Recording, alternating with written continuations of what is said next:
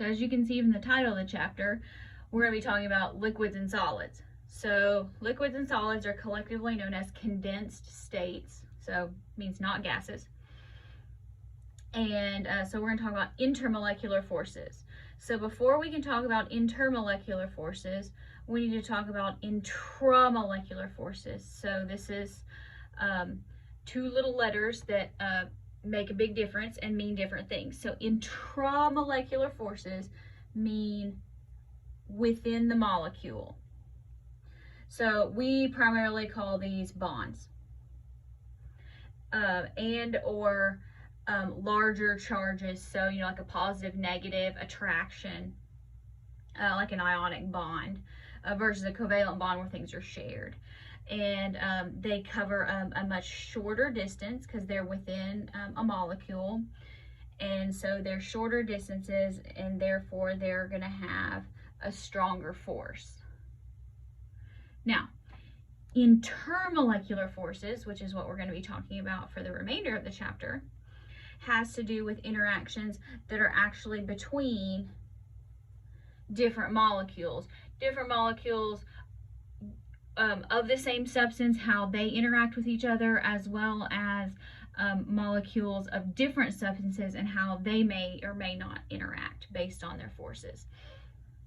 So when you're dealing with between a molecule, the charges involved, you know, positives and negatives, are going to be less strong because they're going to be across a longer distance rather than within a molecule.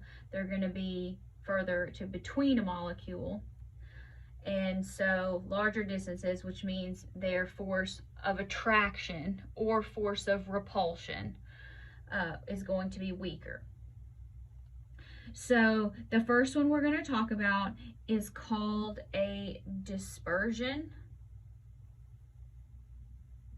and these were previously known as London dispersion forces. That's how I learned them. So if I happen to say a London force or a London dispersion force, this is what I mean.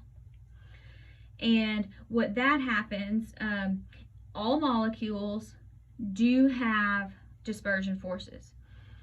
And this occurs between temporary dipoles. So remember, a dipole has to do with a separation of charge within a bond. I'll cover that in a second. So the dispersion forces are going to increase. So a dispersion force increases with an increased size of the molecule or an atom, because these big atoms don't hold their electrons as tightly, so it's easier for them to become temporarily polarized more easily. Dispersion forces are going to decrease with branching, because that makes something round, and so there's less surface area than if you had a spread out molecule. So let me just kind of draw you a few of these. So a temporary dipole, this is going to be on all molecules, including nonpolar molecules. So if you have like a carbon and a hydrogen, so here's a bond. Now, this is a nonpolar bond, but briefly, for a short period of time, let's say the hydrogen can become positive and the carbon will become slightly more negative. So here, this is a partial positive and a negative. Now let's say I'm going to put these back to back the other way, and again, this is temporary, it doesn't exist but transiently. So see here, this positive would be attracted to this partial negative, this partial positive would be attracted to this partial negative. That's what that means. Now, the larger the molecule or the atom, particularly, so when you get down into something like bromine and iodine, it's going to be a lot easier, you know, between an iodine Because iodine has, what, 53 electrons? So one of them is going to be slightly more positive than another transiently. They don't exist that way for long. Now, what does branching mean? If you're going to be going into organic, you need to be familiar with the concept of branching. So here, this is just a regular Lewis structure. I shouldn't be drawing hydrogens on here.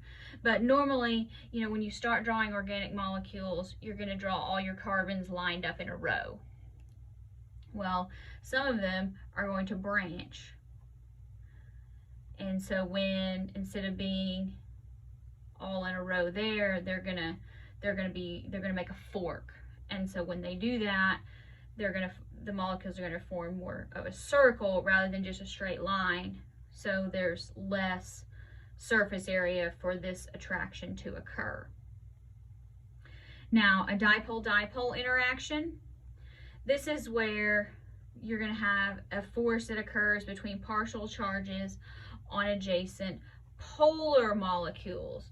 So here, adjacent polar molecules. So let's take an example of CHHCl. So CH3Cl. Now, the carbon-chlorine bond, this is a polar bond. If you remember going back to electronegativity, talking about that, chlorine is much more electronegative than carbon, so it's going to hold the negative charge, so that's a partial negative. The carbon's going to be a partial positive.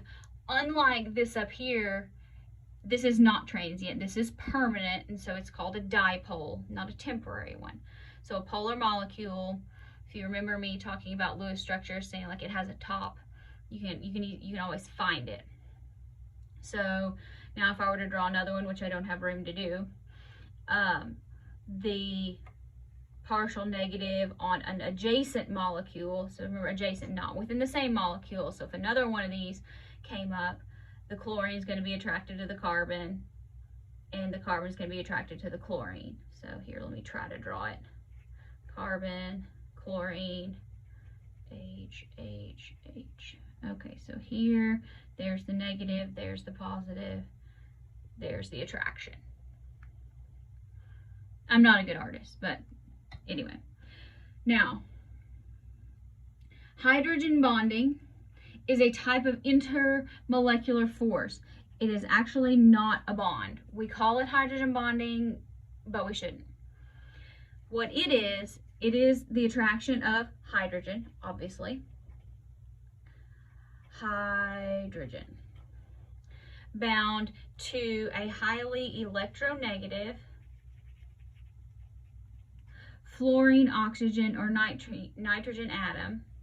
So hydrogen stuck to one of these, to the electronegative atom, fluorine, oxygen, or nitrogen, on another molecule. And this is actually stronger than your regular dipole-dipole interaction. So let's look at water. So here's a water molecule. This is hydrogen bonding, okay? These are polar bonds. So oxygen is going to be more negative. It's going to steal the electrons. Okay, so now this hydrogen has a partial positive. So it's going to find the oxygen on another molecule and be attracted to it. This hydrogen is also going to be attracted to the oxygen. So because these are very strongly electronegative atoms or elements,